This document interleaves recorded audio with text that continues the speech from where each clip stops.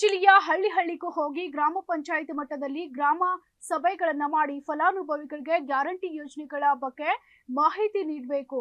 ಸಮಾಜದಲ್ಲಿ ಕಟ್ಟಕಡೆಯ ವ್ಯಕ್ತಿಗಳಿಗೂ ಈ ಯೋಜನೆಯ ತಲುಪಬೇಕು ಅಂತ ಚಂದ್ರಿಕಾ ಪರಮೇಶ್ವರ್ ಅವರು ಸೂಚನೆ ನೀಡಿದ್ರು. ಕಲಬುರಗಿ ಜಿಲ್ಲೆಯ ಹಳ್ಳಿಗೂ ಹೋಗಿ ಗ್ರಾಮ ಪಂಚಾಯತ್ ಮಟ್ಟದಲ್ಲಿ ಗ್ರಾಮ ಸಭೆಗಳನ್ನ ಮಾಡಿ ಫಲಾನುಭವಿಗಳಿಗೆ ಗ್ಯಾರಂಟಿ ಯೋಜನೆಗಳ ಬಗ್ಗೆ ಮಾಹಿತಿ ನೀಡಬೇಕು.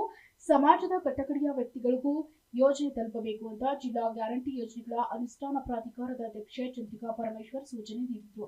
ನೆನೆ ನಗರದ ಜಿಲ್ಲಾ ಪಂಚಾಯತ್ ಹೊಸ ಸಭಾಂಗಣದಲ್ಲಿ ಜಿಲ್ಲಾಡಳಿತ ಮತ್ತು ಜಿಲ್ಲಾ ಪಂಚಾಯತ್ ಹಾಗೂ ಮಹಿಳಾ ಮತ್ತು ಮಕ್ಕಳ ಕಲ್ಯಾಣ ಅಭಿವೃದ್ಧಿ ಇಲಾಖೆ, ಜಿಲ್ಲಾ ಗ್ಯಾರಂಟಿ ಯೋಜನೆಗಳ ಅನುಷ್ಠಾನ ಪ್ರಾಧಿಕಾರ ಅವರುಗಳ ಅಧ್ಯಕ್ಷತೆಯಲ್ಲಿ ಜಿಲ್ಲಾ ಗ್ಯಾರಂಟಿ ಯೋಜನೆಗಳ ಪ್ರಗತಿ ಪರಿಶೀಲನಾ ಸಭೆ ಕುರಿತು ಮಾತನಾಡಿದ ಅವರು, ಫಲಾನುಭವಿಗಳಿಗೆ ನಮ್ಮ ಬಳಿ ಬರೋಕ್ಕಿಂತ ಮೊದಲು ನಾವು ಅವರ ಬಳಿ ಹೋಗಿ ಸಮಸ್ಯೆಗಳನ್ನ ಪರಿಹರಿಸಬೇಕು.